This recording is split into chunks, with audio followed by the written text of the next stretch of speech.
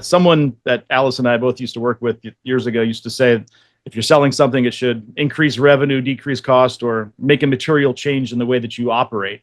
And so when I look at a lot of these tools and trying to figure out like really where the value is, including our own, it's in that determination. Like, is it changing the way that you do business? So in the middle of the funnel, like what we've seen is that we are able to do a lot less work by having an agent come in, our agent come in and do a lot of that work for us. So things like live call assist, where we've got always on expertise. We can save a lot of cycles, having to go back and get things answered later. We can answer them in real time. Deliverables to the customer, whether that's a value study, a value case that gets generated. You don't have to wait a week. You don't have to have a head do that. We can do that like with an agent, and it's frankly better.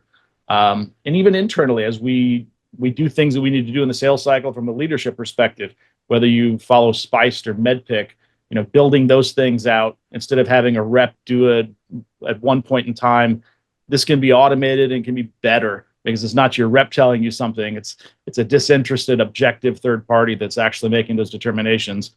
And what we end up doing is just a lot less time in tools.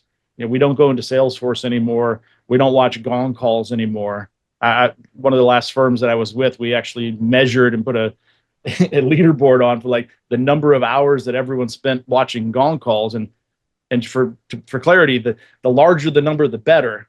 And now I look at that as being just positively ridiculous. Like if I had a rep of mine or an SE that was spending 5 or 10 hours a week watching Gong calls, like I think I would be furious about that. Like now we don't need to go do that. All of those things are done for us in the middle of the sales cycle. We can save all of those minutes and put them towards calling customers and selling deals. Fantastic. So we're seeing companies cut 80, 90% time off of what it takes to respond to an RFP.